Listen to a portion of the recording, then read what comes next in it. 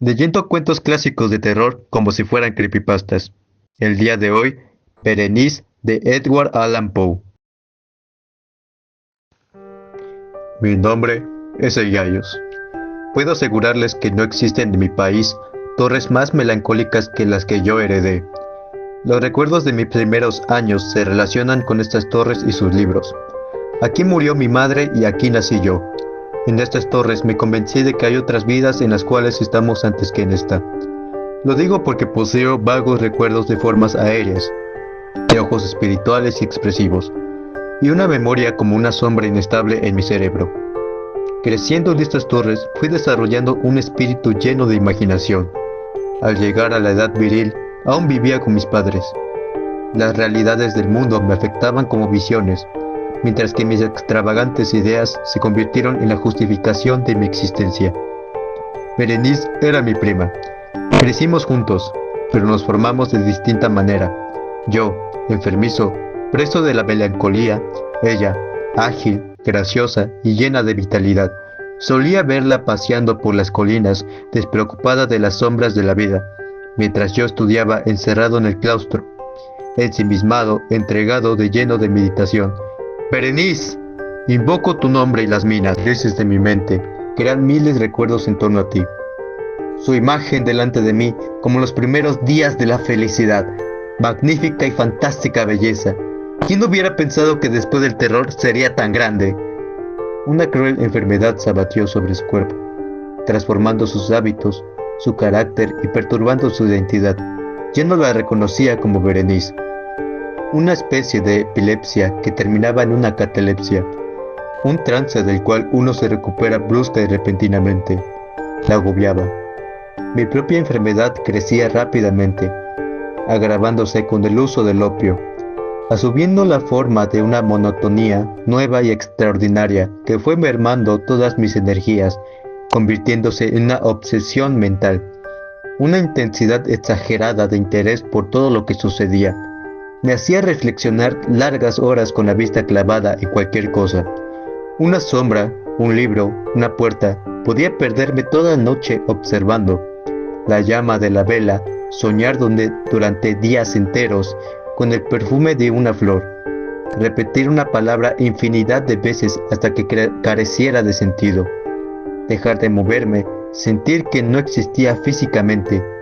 Mis libros en aquella época hacían que me trastornara hasta que la locura, pues todo lo relacionaba con la distorsión física que sufría Berenice. Cuando era extremadamente bella, nunca pude amarla, pero ahora, en los grises amaneceres, en las sombras entrelazadas de los bosques del mediodía y en el silencio de mi biblioteca por la noche, ya no consideraba a Berenice como un ser humano, sino como un sueño. A pesar de su desaliñada silueta, la amaba, con locura, y estaba decidido a casarme con ella. Pasó el tiempo, se aproximaba nuestra boda. Una tarde de invierno en que estaba sentado en la inmensa sala medieval, creyéndome solo, Berenice se apareció ante de mí. ¿Habría sido mi imaginación, la nebulosidad del ambiente o la lúgubre ropa que vestía lo que le dio un aspecto vacilante e indefinido? Lo cierto es que cuando la miré, un escalofrío helado recorrió mi cuerpo. Se veía en exceso demacrada. Estaba muy pálida y sus cabellos negros estaban tornándose rubios. No había vida en sus ojos. Entreabrió los labios y vi los dientes de mi alterada Berenice. Ojalá nunca los hubiera visto o me hubiera muerto después de verlos. Una puerta se cerró de golpe distrayendo mi mirada. Cuando alcé la vista de nuevo, mi prima ya no estaba ahí.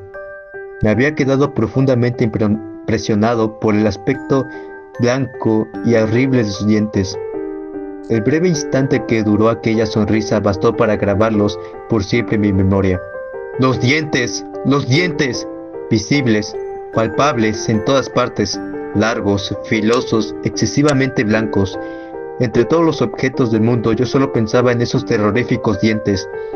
Así pasé la noche y el día. Estaba atardeciendo y yo seguía impresionado, sin haberme movido del sillón, pensando en esos dientes. Por fin pude levantarme para abrir de par en par las puertas de la biblioteca. Ahí encontré una criada que, bañada en llanto, me dijo que Berenice ya no existía. que había muerto mientras yo permanecía encerrado sin abrirle a nadie y sin moverme de mi sillón. Un ataque de epilepsia se la llevó esa mañana. Su tumba estaba preparada para el anochecer. Con el corazón lleno de angustia, oprimido por el miedo, caminé pesadamente hacia el dormitorio de la muerta. Me dirigí hacia el cadáver y con un sentimiento de profunda tristeza, levanté los oscuros paños de la cortina que la cobijaban, para dejarlos caer sobre mi espalda y aislarme junto con ella, del mundo de los vivos. El cuarto entero olía a muerte, pero el ataúd tenía un aroma particular que me hacía sentirme mareado. Creía que era el hedor del cuerpo de putrefacción. Quería irme de ahí, pero no podía. No tenía fuerza ni para mover las rodillas. No dejaba de ver el cadáver fijamente. Dios mío, ¿era posible o me estaba volviendo loco? El dedo de la difunta se había movido bajo la mortaja que la envolvía. Temblando de un indecible horror, observé con detenimiento el cuerpo. Habían colocado una cinta para apretar su mandíbula, pero estaba desatada. Los labios lívidos de Berenice se retorcieron, en una especie de sonrisa, mostrando sus terribles y blancos dientes al tiempo que sus ojos me lanzaban una vívida mirada. Como un maníaco salí corriendo de aquella alcoba de muerte, misterio y horror. Me di cuenta de que estaba sentado en la biblioteca, solo. Me parecía haber despertado de un sueño excitante y confuso. Sabía que era medianoche y que Berenice estaba debajo de la tierra, pero del deprimente periodo intermedio no tenía ningún recuerdo cierto. Solo sentía el horror y el resto de la noche. Traté de saber si había soñado o no, pero todo era en vano. El sonido de un espíritu apagado, el grito agudo y penetrante de una mujer, torturaba mis oídos todo el tiempo. Ya había hecho algo, pero ¿qué? Me lo pregunté en voz alta y los ecos susurrantes del aposento me respondían: ¿qué? ¿Qué? ¿Qué? En la mesa que estaba a mi lado, ardía una lámpara. Junto a ella, una cajita de madera, que no tenía nada en particular. Me llamó la atención. Ya la había visto antes, era propiedad del médico de la familia. ¿Cómo era que estaba ahí, junto a mi mesita? ¿Y por qué me estremecí al mirarla? No valía la pena darle importancia al asunto. Así que dejé que mis ojos cayeran sobre las páginas de un libro donde había una frase subrayada del poeta. Mis compañeros me decían que hallaría alivio al visitar la tumba de mi amada. Al terminar de leer la frase, se me erizaron los cabellos y la sangre se congeló en mis venas. Entonces sonó un ligero golpe en la biblioteca y, pálido como un habitante de la tumba, entró uno de mis criados con los ojos desorbitados del terror, hablando con rapidez y nerviosismo sobre un salvaje grito que había turbado el silencio de la noche.